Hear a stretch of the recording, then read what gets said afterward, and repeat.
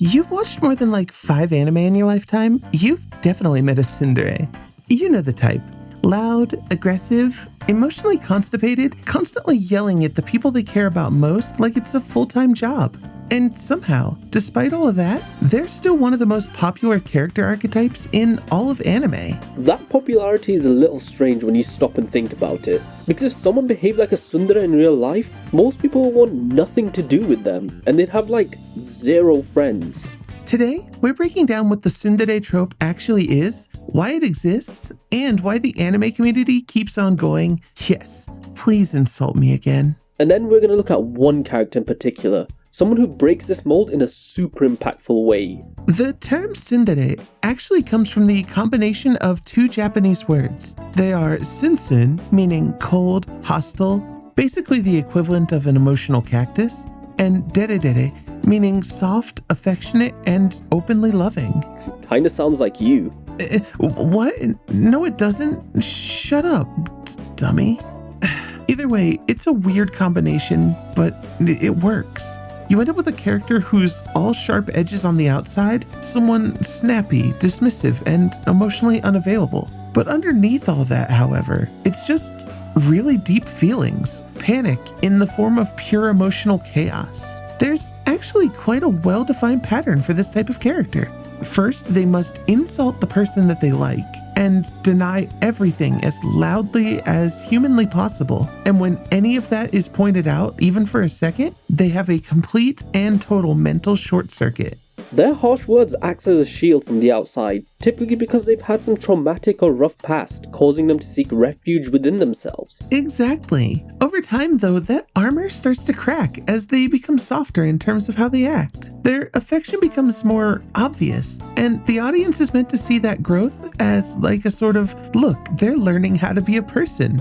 In a way, it kind of feels rewarding. There are a few big reasons why tsunderes are so appealing. One of those is tension.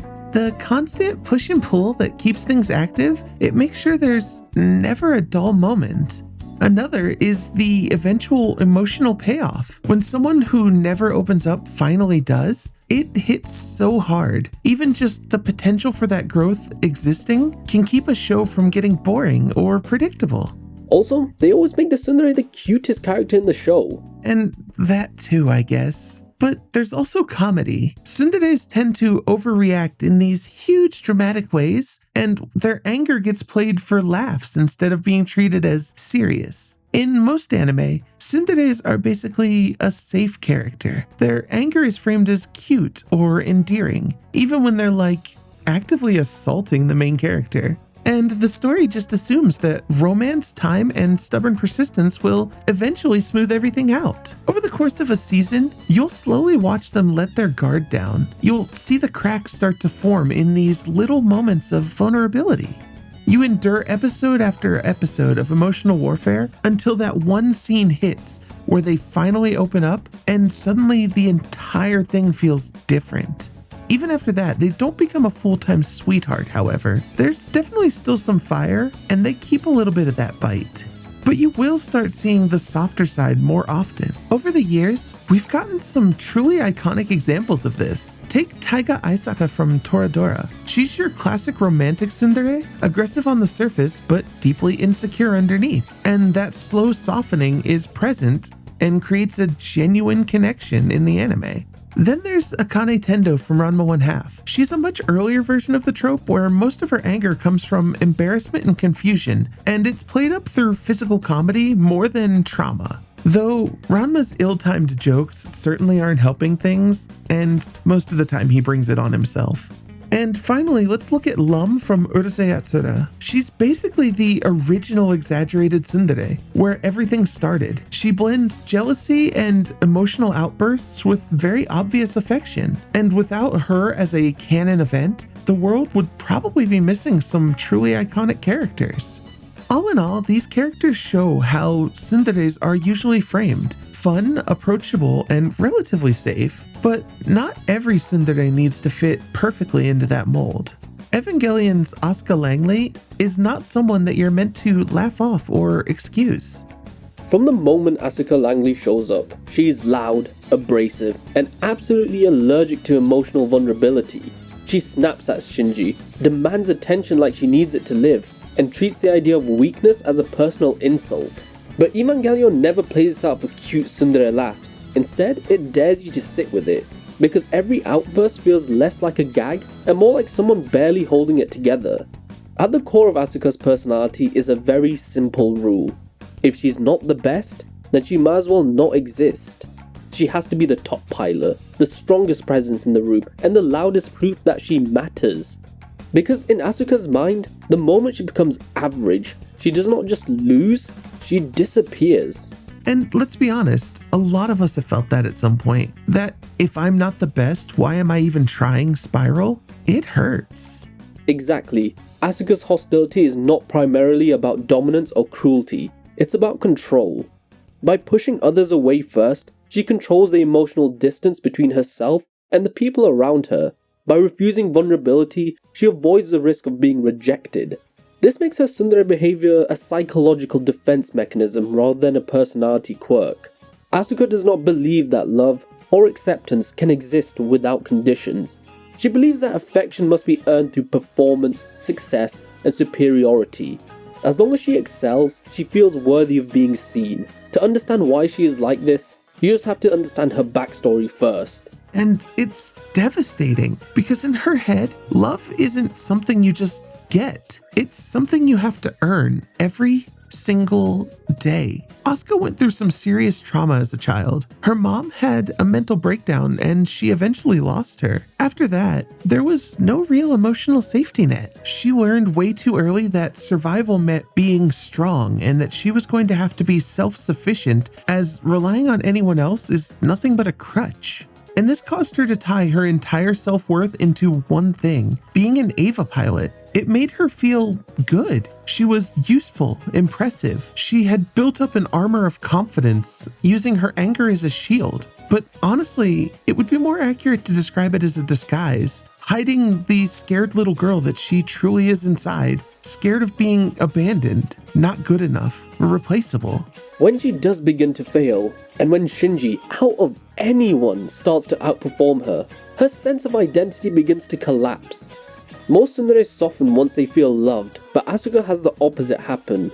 As her validation disappears, her behavior becomes more aggressive and self-destructive. Many people who grow up without consistent emotional support learn to tie their self-worth to performance, achievement, or external validation.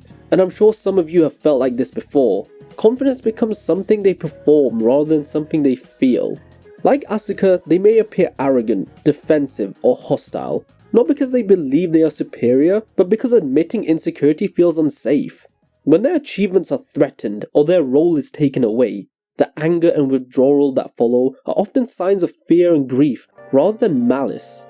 Asuka reflects a very real coping strategy used by people who were never taught that they could be loved without conditions. Evangelion makes a critical point here. Love does not automatically heal trauma, attention does not repair insecurity, and validation cannot replace self-worth. Tsunderes are basically protected by the story. Their anger gets excused, the growth is guaranteed, and romance is treated like some sort of magic cure-all that fixes everything. Asuka, on the other hand, is never protected. She faces real emotional consequences, and the story refuses to romanticize her pain, because ultimately that's what real life is like. We don't have plot armor to protect us from the consequences, or just can't afford it like billionaires. We have to face head-on whatever life throws at us, and we can't expect a prize for it, or even a pat on the back. All we get is the price to see through another day. Asuka is not angry because she lacks empathy. She is angry because she is deeply afraid of needing others. To need someone is to give them power to abandon you, and that possibility terrifies her. Asuka continues to resonate with audiences because her struggles feel painfully real. She represents performance-based self-worth, fear of emotional dependence, and the anxiety of being replaceable. She is not a fantasy of love and redemption. She is a reflection of emotional survival. In the end, Asuka Langley isn't just some exaggerated anime character. She's not some dramatic version of a trope.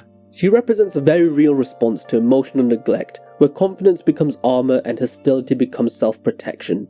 By taking her pain seriously, Evangelion turns a familiar archetype into a reflection of how people learn to survive when love feels conditional. Tsunderes are more than just angry anime girls. They're usually built around vulnerability and rejection, as well as the fear of not being enough. Asuka Langley shows what happens when that fear is taken seriously instead of being played for laughs. She's not a character who's meant to be fixed. She is a character who is meant to be understood. And that's why Asuka Langley isn't a trope. She is a warning about what happens when self-worth is conditional. So yeah, turns out Please Insult Me Again is actually just emotional damage with good character design. Which is why it's still one of the most interesting tropes in anime. And aren't we all just a little tsundere sometime? Don't lie, dummy. Hey, thanks for watching the video. If you made it this far, then you obviously liked what you were watching, so go ahead and subscribe to the channel so you don't miss what I do next. And a huge shout out to my friend Raza. This was my first collab, and it was so fun to do, and I'm looking forward to doing more stuff like this. Let me know if you like that in the comments. That said, make sure you subscribe to him as well, because he's much better than I am, and I'll see you in the next one. Bye-bye.